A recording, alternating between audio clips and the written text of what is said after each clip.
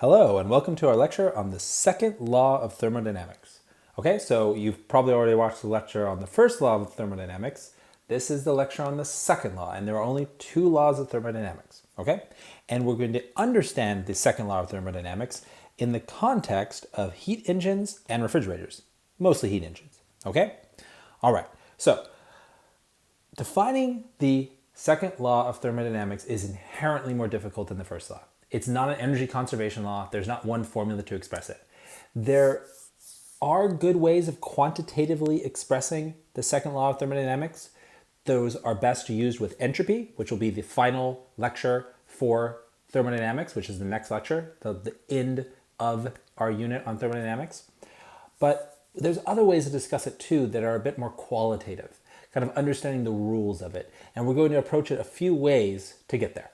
Okay, so let's start with one of those more qualitative ways of understanding the second law of thermodynamics with our key terms, the first one being the Clausius statement of the second law of thermodynamics.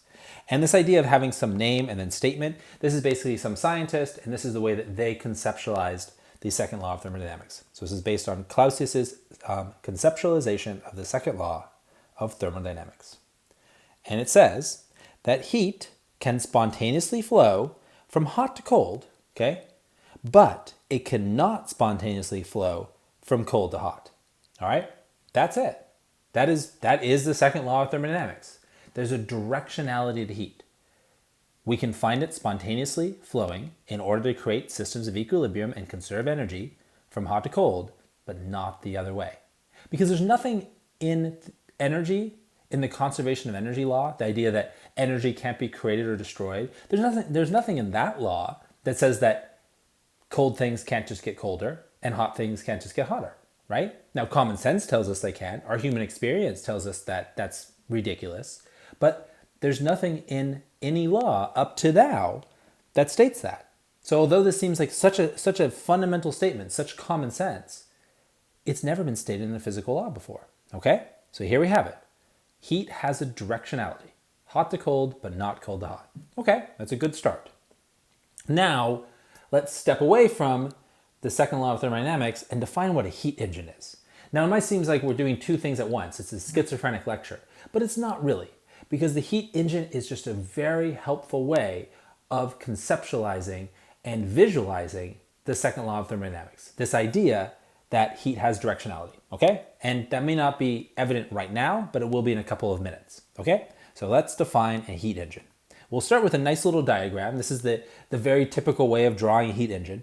They don't really look like this, okay? Maybe look, this kind of looks like a spaceship, right? With two rockets on it. But the idea is that there is some hot reservoir, there is some cold reservoir, and then there is the engine in between. That's kind of vague, isn't it? And what does the engine do? It creates work. That's what this is. This is W sub engine. This is the work done by the engine. I'll zoom in a bit on it. So you could think of the hot reservoir as maybe boiling water. Boiling water, it rises up as steam once it's boiled and undergone a phase change. That steam rising under its own buoyancy then could push something like a turbine, right? Oh, well, that's definitely work, right? That's useful work. That would be mechanical work, okay?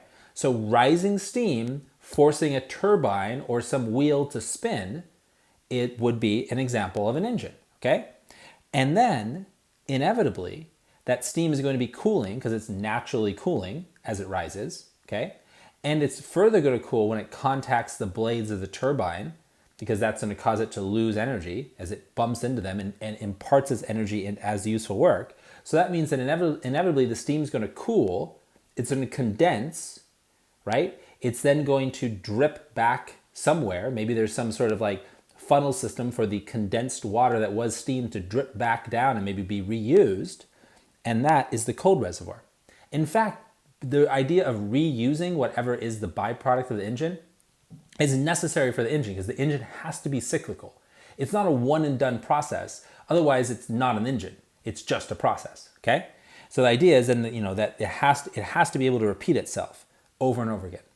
So you can think of the hot reservoir as the input energy and the cold reservoir, in my example, being the condensing steam, but you can also think of it as the exhaust from the system. It's the byproduct of the engine. Because this does apply to cars too, right? You put the gasoline into the combustion chamber, you combust it, that there's useful work to push the piston, and then there's leftover gas that, from the chemical explosion, and that's then pumped out of the system, is expelled from the system. That would be your cold reservoir. That's your exhaust, okay? So absolutely it applies. This diagram applies to combustion engine, it applies to steam engines, it applies to the steam that's created from a nuclear power plant. So this is a general idea of an engine. Okay, turning heat into mechanical work. Okay, hopefully that makes sense. It's a broad subject. All right. So what do we care about? The heat engine. So a heat engine absorbs heat from a hot reservoir, turns some, not all, of that heat into useful work. All right, that's a very human-centric way of thinking about it, right? And expels the unused heat into the cold reservoir, the exhaust. Okay.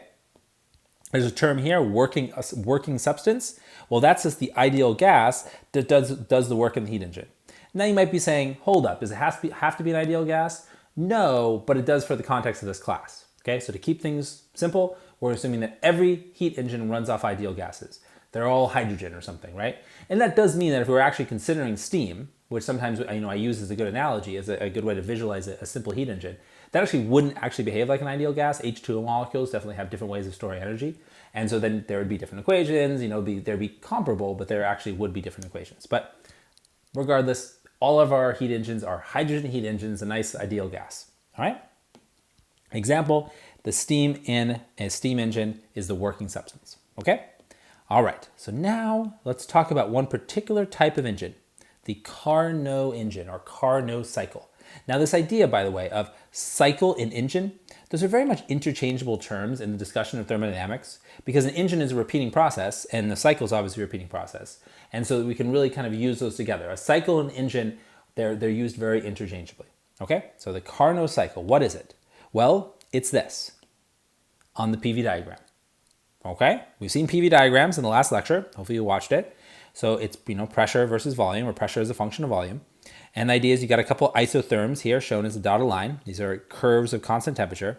And then you have some process shown in arrows here where some substance maybe, starts over here, goes along this path, then along that path, up this way, and then comes back to where it started. Okay? Completing a complete circle because every engine can be represented on a PV diagram as a closed loop. Okay?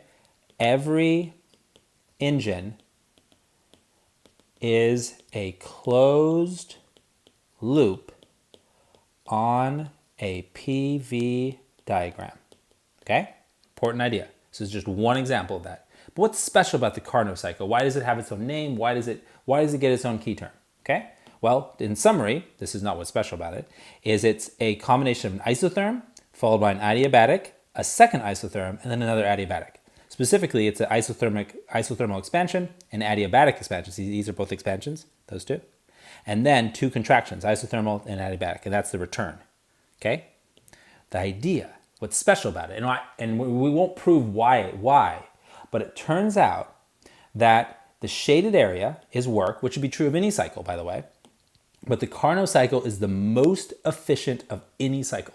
This combination of two isotherms and two adiabatic processes is the most efficient combination you can come up with, period, in terms of PV diagrams. And it can be proven that that's the case, all right?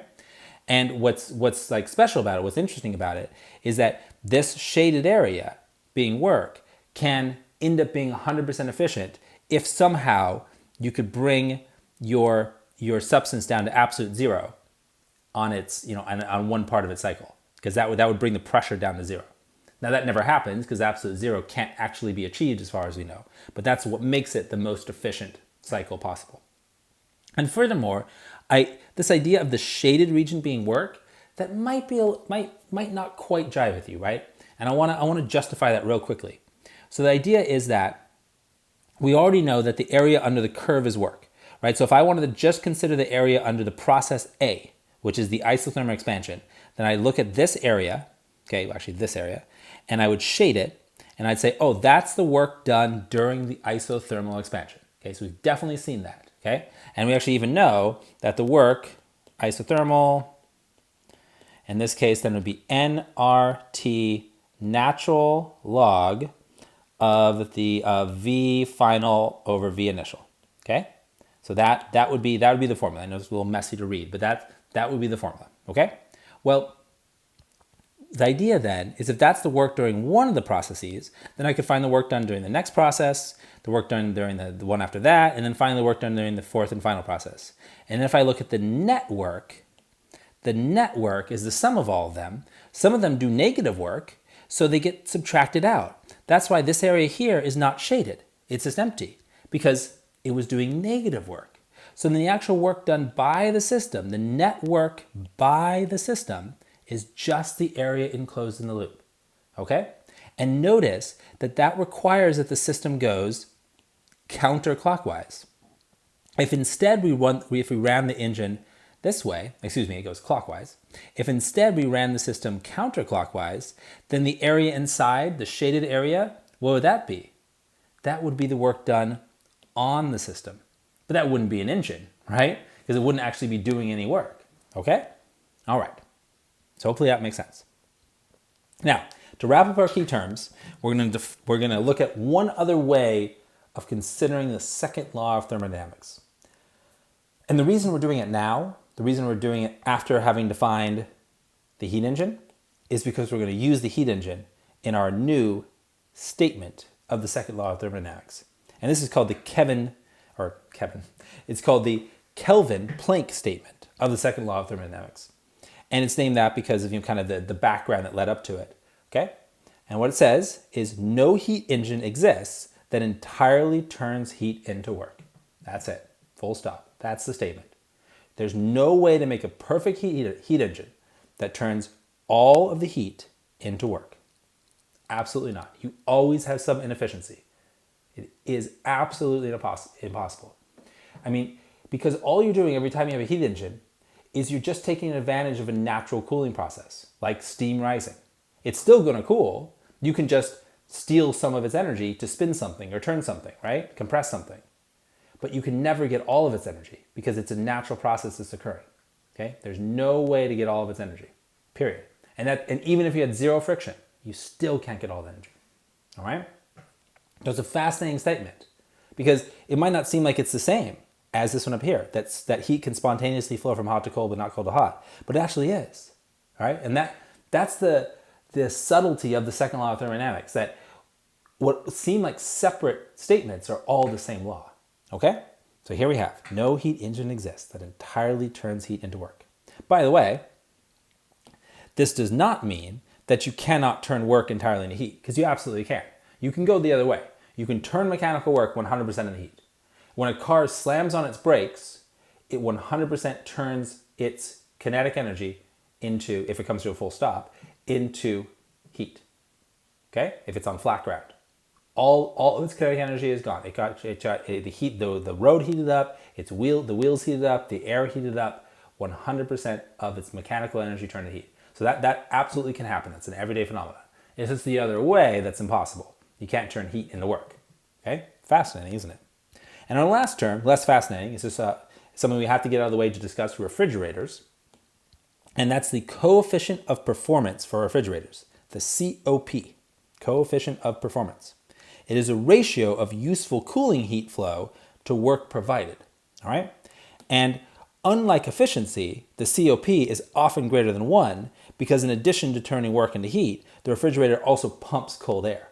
Now, to unpack that statement, you have to understand, well, what do I mean by unlike efficiency? And to do that, let's take a look at our key formulas, because the first one is efficiency. Okay? So this is the efficiency of an engine. And I already said there's no such thing as a 100% efficient engine.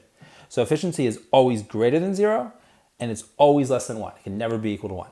Because it's a ratio. It's a unitless or dimensionless ratio of the work done by the engine over how much heat is added to the engine.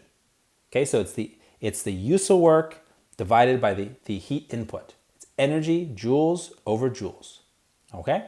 All right? And you can also rewrite it as 1 minus the ratio of the exhaust heat over the input heat. All right? So let's define everything. So this is the heat flowing into the engine is QH. H here stands for hot because it comes from the hot reservoir. All right? This is the work done by the engine, W for work, okay? This is the heat flowing out of the engine. That's the exhausted heat or the rejected heat, okay? And then the reason we're able to make this substitution of rewriting W over QH as this expression here is because QH from the first law of thermodynamics is equal to W plus QL. So then we can rewrite W as QH minus QL. All right? Okay, that makes sense, I hope. Now, this next one here is ideal efficiency. Because the idea about the Carnot engine, and again, the derivation is not included in this class, but it can be shown that the Carnot engine, that particular combination of two isotherms and two adiabatic processes, it allows us to actually express the efficiency not in terms of heat, but in terms of temperature. So the heat actually cancels out and it becomes entirely a function of temperature. Only those four processes allow that to happen. Okay? And the derivation is pretty straightforward, but again, we won't do it, which is fine, right? We have plenty of other things to do.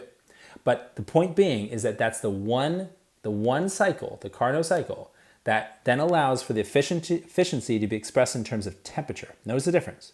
A general cycle is a function of heat flow, all right, or work, but the Carnot cycle is entirely just determined by temperature.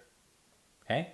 So it's interesting because it tells us that idealized case, you only need to know the temperatures, not the actual energy flow from your hot reservoir and cold reservoir. And the way we usually use it, the way this mostly comes up in actual practical sense, is we talk about a real engine, or at least a fairly real engine, and then we say, well, based on the temperatures of the hot reservoir and cold reservoir, what's the best case efficiency and how close did we get? All right. And so the idea here is that TL is the temperature of the exhaust or the cold reservoir, and then TH is the temperature of the input or the hot reservoir. Okay, simple as that. All right, and then the Carnot efficiency is dependent on the ratio of temperatures, not the ratio of heat, as I was saying. All right, and so our last two terms are the ones that refer to refrigerators, like these. So this is all for engines, and then this is all for refrigerators. Okay, so for refrigerators, we don't talk about efficiency, as I said, and instead we talk about the coefficient of performance, which is a different ratio. The W now is in the denominator, and the Q isn't the heat flowing in, but rather the heat flowing out. And the logic behind that, the justification, is what does a refrigerator do? A refrigerator isn't trying to produce work. Instead, a refrigerator is trying to cool. So it's like its desire is to cool, not to do work. Its usefulness is determined by how much cooling you get for how much energy you put in. That makes sense, right? All right. And then we can obviously rewrite the denominator as QH minus QL. And we can also talk about an ideal refrigerator that is dependent on the temperatures, just like an ideal engine is dependent on the temperatures. Okay? All right. So let's get to our examples. So we have three types, 1, 2, and 3. Type 1 are problems that involve calculating the thermal efficiency of an engine from given values of energy or temperature. Okay?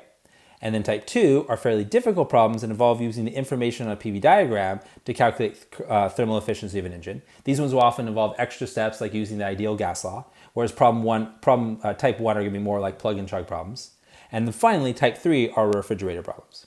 Okay? All right, so let's look at a type 1 problem.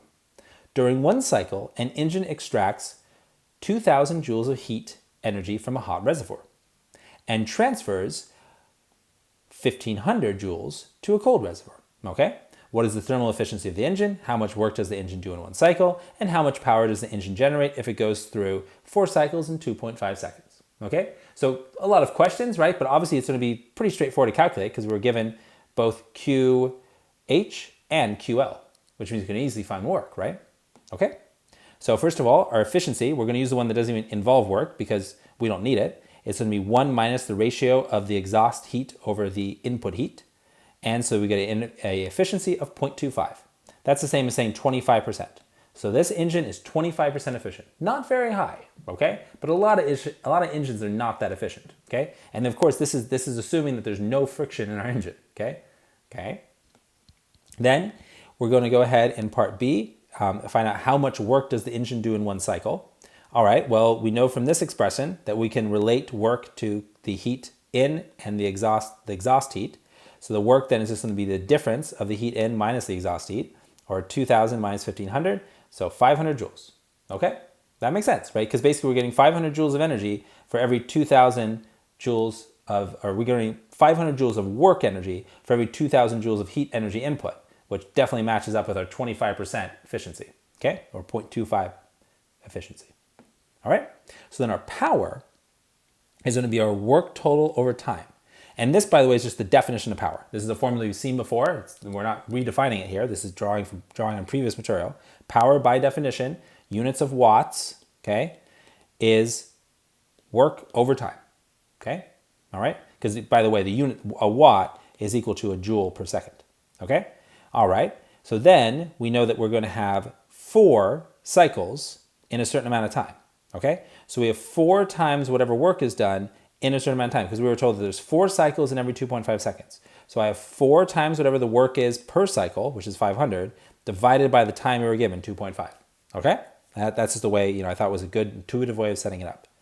So we plug in our numbers, and there we go. That is our power of our engine. Our engine is running at 800 watts. All right? That, by the way, is just a little bit more than 1 horsepower. Horsepower is about 750 watts. So we have about a 1 horsepower engine here. Good. Okay? Now let's do a concept question before we do some more numerical examples. An inventor claims to have a heat engine that operates between a 200 Kelvin and 100 Kelvin. That's the hot reservoir and cold reservoir. Where in each cycle it takes in 100 joules from the hot reservoir and loses 25 joules to the cold reservoir and does 75 joules of useful work. All right, seems fine. Let's check this out. So does this engine violate the first law of thermodynamics? So the first law of thermodynamics was the one that said, okay, so we got this idea that energy has to be conserved. That's it. It was just kind of a reformatting of the conservation of energy to specifically situations of closed systems. So systems that don't exchange mass with the outside world, but do exchange energy, okay? Expanding chambers, compressing pistons on a chamber, all that sort of stuff. Okay, so let's see. So first of all, no, it doesn't. Because if we look at delta U, it's 25. If we look at Q, it's 100. And we look at W, it's 75. Well, look, that totally checks out. This after all, is delta U equals heat added to minus work by. Well, Q2 was 100, work by was 75. 100 minus 75 is 25. And indeed, there you go. And so notice then that the change in internal energy is QL, right? So notice that delta U equals QL. Conceptually, that's an easy thing to miss. But it makes sense because exhausting energy is the same as losing internal energy. They really are just two kind of ways of thinking about the same thing. So in the context of the first law of thermodynamics, we always called it delta U, the change in internal energy. For a cyclical process we call an engine, we call it the exhaust, we call it QL. But it's the same thing, okay? All right, so it checks out. It does not violate the first law of thermodynamics. Good. All right, well, then it probably shouldn't violate the second law, right? But it does. Because of the efficiency. Because we're not only given the energies, we're also given the temperatures of the cold reservoir and hot reservoir. And if we look at the efficiency, we have a 75% efficiency based on our values of energy, the ones that checked out in terms of conservation of energy. But the Carnot cycle tells us that if these are indeed the temperatures of the hot reservoir and cold reservoir respectively, then our maximum ideal efficiency is a function of temperature alone, and it would just be 1 minus 100 or 200, or 1 minus 0.5, which is 0.5. Well, that's a problem. The engine, the real engine, cannot have an efficiency greater than the ideal engine. It is not possible. Thus, it is violated. This information is either wrong or the inventor is lying. Okay? All right. So cool. You can kind of see how the first and second law tell us different things. The first and second law of thermodynamics. Okay. So let's look at a fairly large example here. One of those ones that involve interpreting a PV diagram. All right. So analyze the heat engine whose cycle is shown below. The working substance, which is an ideal gas, has a specific heat at constant pressure of 20.8 joules per mole Kelvin and a specific heat at constant volume of 12.5 joules per mole Kelvin. And if you're wondering, you're like, wait, where do these numbers come from? They're none other than Cp is just 5 halves R. Check it out, it will give you that number. You just take 5 halves and multiply by 8.314. And Cv is none other than 3 halves R, okay? Just here, I've expressed them numerically rather than expressing them as some fraction times the ideal gas constant. Okay, so part A, what is the net work per cycle of the engine? Part B, what is the thermal efficiency of the engine? And C, what is the power output if the engine is run at 60 revolutions per minute? Okay, we can do it. All right, so let's think about what we know. So we know that we're going to consider points A and B, so I've labeled them. We're going to give special attention to point A, which is why I've circled it.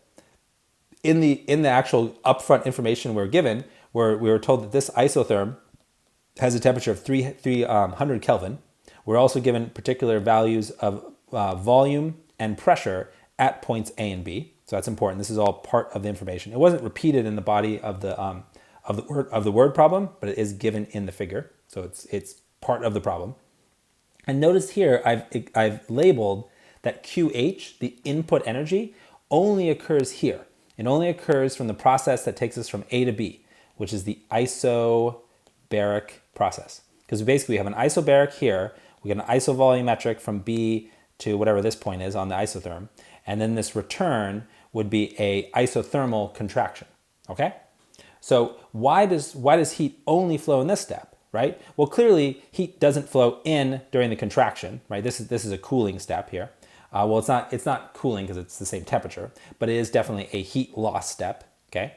But here, this is actually cooling. Because you think about it, isotherms run this way, all right?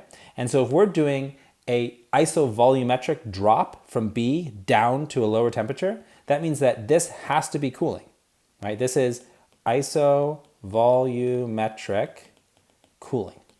And if it's cooling, then it's definitely not heat input, okay? So this is actually part of the exhaust. So it's a 2-part exhaust process and then a 1-part heat input process. Okay? And I know that it takes a bit to get used to.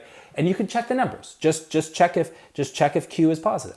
And this is the only of the 3 processes that complete our cycle that has a positive Q. Okay? Because QH equals Q2 in the context of the first law of thermodynamics. All right. So we want to find the temperature at B, because we already know the temperature along the isotherm, which is both these points here. But we don't know the temperature over here at what I labeled as point B. So we'll simply use the ideal gas law, right, to find it, okay? And so we'll just go in and we'll plug in, and we've got, let's see, just thinking about where the number of moles was specified. You know, the working substance is ideal gas, so we have heat capacity. Okay. Yeah. I think I meant to give you the number of moles, because you do need the number of moles. Let's see, because you got the different volumes and pressures. Yeah, because you can see here the number of moles is specified. Okay, so this is part of the given information in this problem. Okay, and I'm sorry if that's not clear. But anyway, so then we find out that it is, well, it should be 600, although it's labeled as 900 here. I think this is a problem that I kind of had previous edits on, so hopefully you can bear with me. It's a good conceptual problem, but you can see the numbers might need some reworking. Okay, but then so let's think about how we'd actually answer part A. What is the net work per cycle of the engine? Okay, well that's the work done during the isobaric plus the work done during the isovolumetric plus the work done during the isothermal. And that's the idea. Whenever you want to find the total work in a cycle, you just sum up the work of each of the processes. In this case, there's 3 processes, so there's 3 work terms. All right? Well, the work during the isobaric is just the rectangle, so it's just this area here. Okay? The work during the isovolumetric is always 0, and the work done during the isothermal process is given by this equation here. Okay? And that would be this area.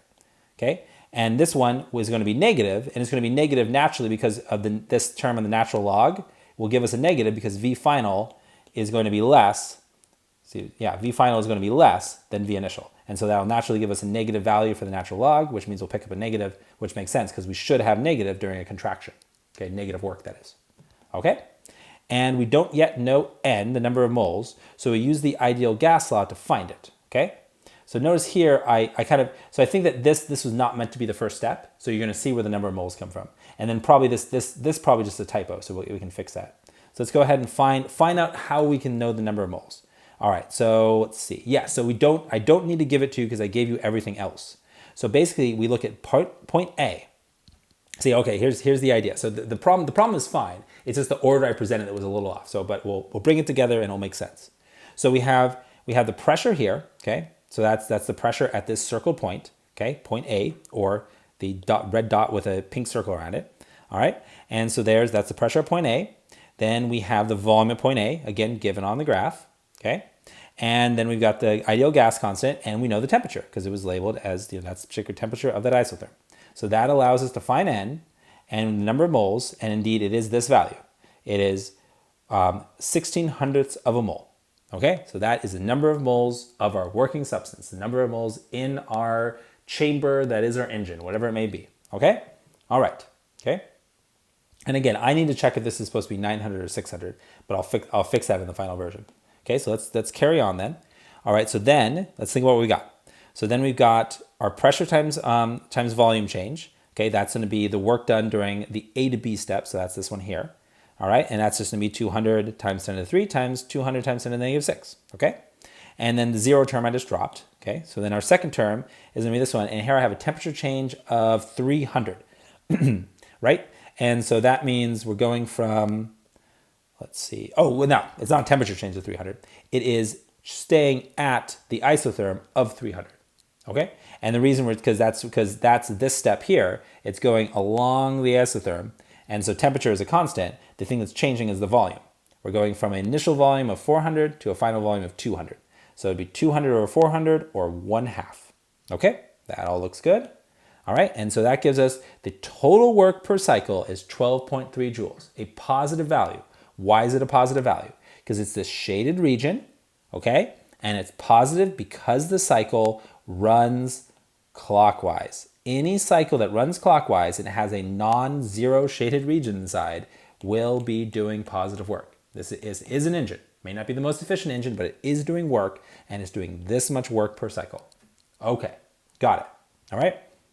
Now again, we haven't actually needed this temperature yet, so I think we'll see if that comes up. I think that maybe that's why it kind of stuck around as being two different values, is because it didn't come up with the problem, and I think I never checked the number. But again, I'll check the number and I'll put the correct number before I upload the notes. All right. So then to find the efficiency, part B, what is the thermal efficiency of the engine? Okay. Well, the efficiency formula is net work over QH. Okay. I think this is where we'll need the temperature. Okay. So that's because if we think about it, QH is just the isobaric step, okay? And it's just the heat added in the isobaric step. Well, according to if you look at the previous lecture, if you think about the table of different expressions for ideal gases under certain types of processes, you'll find that an isobaric process does this much heat during its expansion. It's the number of moles times the specific heat of an ideal gas at constant pressure times the change in temperature. All right, and our change in temperature is actually 600, which means the typo here, this should be 900, which is correctly shown here. Okay, the delta is 600. I just probably wrote the wrong number. Okay, and so then we'll take our net work, divide it by how much heat comes in, and we get an efficiency of 0.06. So very, very low efficiency. Okay. There really isn't the best design of an engine. Isobaric, isovolumetric, and then an isothermal reset is not a good way to design an engine. You get really low efficiency. Okay? And then the power is just going to be net work over time. All right? And then we can replace, because this time here is the period. Okay? And so then we can replace the period, because the period t is equal to 1 over the frequency. By definition, that's just how long it takes for something to happen, and the frequency is how many times that thing happens per second. So they're always the reciprocal of each other. So all I've done here is just replace the time with f, the frequency. Okay, so this is frequency. Okay, and so then that's going to then be times the work, and then multiplied by the frequency, converted over to the correct units because we were given it in RPMs, 600 RPMs. But that would be in terms of how many RPMs are there per second? Well, 1/60th of that. All right. So then we get 123 watts. All right. That's the actual power output of our engine. Our very inefficient engine, but one that does produce some energy because it's got a fair amount of energy coming in. Okay. So there we have That type of problem where you actually use a PV diagram to see an engine in practice, like really see the steps of it. Okay, I want to do it one more time. All right, so here we have example 3, another engine. This one involves 4 processes: isobaric, isothermal, isobaric again, and then adiabatic. So it'd be isobaric expansion, isothermal expansion, isobaric contraction, and then finally adiabatic contraction to get back to where you started. Okay, so that's the complete set.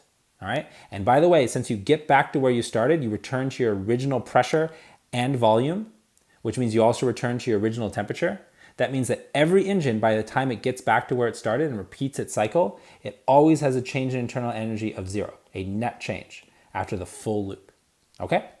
All right, so how would we solve this one? Because the question here is just what is the efficiency? We're told a couple of values, so let's read it out. So a sample in ideal gas goes through the process shown in the figure below. From A to B, the process is adiabatic. From B to C, it's isobaric. And with 100 kilojoules of energy entering the system. From C to D, the process is isothermal. From D to A, it's isobaric with 150 kilojoules of energy leaving the system. So we're told the energy on these two, okay? And then what is the efficiency of the engine, okay? And what's not shown here but is in the figure is we need the temperature of the isotherm. We need one more piece of information. And so we know the temperature of the isotherm, which is the temperature at point C and D, is 313 Kelvin, okay?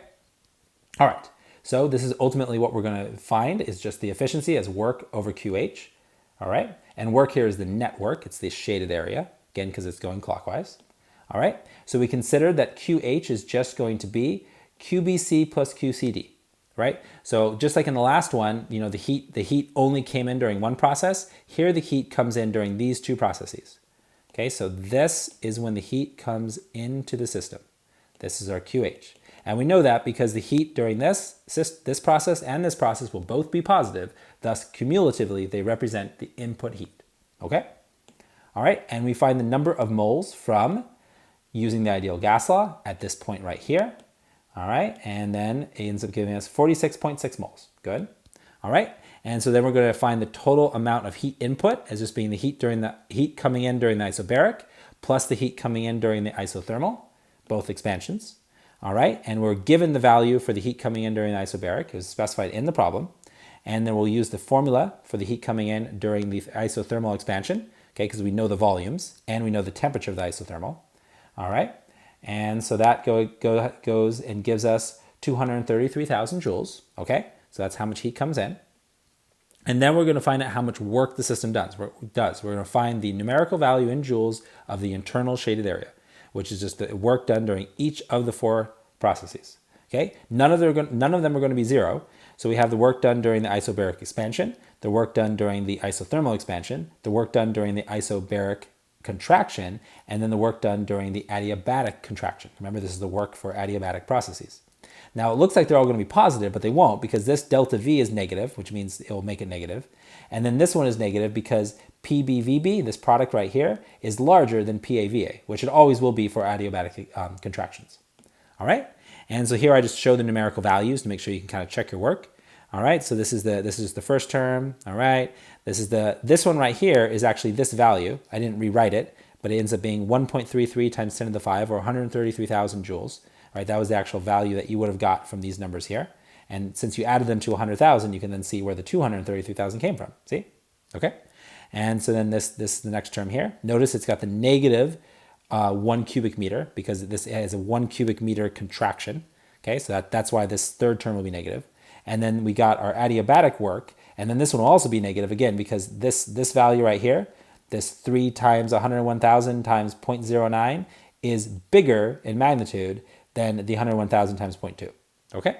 And by the way, all these values check out. The system is completely kind of self-consistent. Okay? And I just point out that, you know, where this number comes from, as I said just a moment ago. All right, so then that gives us a total amount of net work of 115,000 joules. Okay? Well, look, we're all set up. We've got the heat input was 233,000. The work output was 115,000. That means we got efficiency, right? We just plug in our numbers, right? The actual work we get over how much heat was put in, and we get an efficiency of 0.495. All right? So just under 50% efficient. And by the way, for these particular, because you can find the temperature here, because the temperature of the exhaust would be the temperature at point B, that would be your temperature low. And then if you calculate that and compare this efficiency to the ideal efficiency, you can find that for this particular temperature of hot reservoir and cold reservoir, you get an ideal efficiency of about 0.55 or 55%. So fairly high, right? This is a much more efficient design, right? Because it's closer to the Carnot cycle than the one we saw in the previous example. Okay, so hopefully that looks good. And let's do our final example here, one that involves a refrigerator, because we want to see what a refrigerator problem looks like. So a refrigerator with a coefficient of performance of 2.8 uses 150 watts of power while operating. It has 6 kilograms of water placed inside at a starting temperature of, well, room temperature, 20 degrees Celsius. The specific heat of the liquid water is 4,190 joules per Kelvin, and of ice is 2,000 joules per Kelvin, and the latent heat of fusion is 3.34 times 10 to the 5 joules per kilogram, right? This is just how much energy it takes to freeze 1 kilogram of water. We've seen this before in calorimetry. So the question is, how long does it take to freeze, for the freezer to freeze the water? So we actually won't end up using this value because we're just gonna freeze the water into 0 degree ice and we're gonna be done. We're not gonna try to actually cool the ice to say, negative 10 degree ice or anything. So we're just gonna stop once it's frozen, all right? So how do we go about doing that? Well, first we wanna find out how much heat it takes to cool and freeze the water, right? So that's just gonna be the QL, which is the heat to cool the water, plus the heat to freeze the water, which is just gonna be our specific heat of water times the mass of the water times the temperature change, which will be 20, because we got to go from 20 down to 0. And then the actual mass of the water times the latent heat of fusion in order to undergo the phase change, turn it from liquid to a solid. All right, so here are all the values. And there's a total amount of heat, 2.51 million joules. Takes a lot of energy to cool and freeze water, okay? And so then we're going to relate that QL to COP. All right, so then we'll set up our equation, which is the coefficient of performance is the actual heat, the heat that needs to be removed divided by how much work is done. All right, we're gonna then redefine work as power times time, okay? Because, if power is work over time, then we can rewrite work as power multiplied by time, right? Not a substitution we normally make, but one that makes sense because we were given the wattage of the fridge, okay? So that means that we're all set up to actually solve for T. So we just write this out. Here I just plugged in the numbers, 2.8 for the coefficient of performance, the QL for how much energy it takes to cool and freeze the water, 150 for the wattage of the fridge, and then T is my only variable. And so then I solve for T, and we get 5,967 seconds, which is 1.66 hours. All right? And that's it. Takes a lot of time because it's a lot of energy. All right? But that's how you would actually relate some of these ideas and use the coefficient of performance in an actual word problem like this. Okay, all right, so there we are. We're done with our first lecture on the second law of thermodynamics, because in our next lecture, when we discuss entropy, we'll actually return to defining the second law of thermodynamics. But what we've definitely done with is heat engines. And hopefully you can kind of see what a heat engine problem looks like and how you would use the first law of thermodynamics, the ideal gas law, and the ideas of efficiency to bring it all together. Okay, all right. So I hope this lecture has been interesting and informative. Thank you for watching.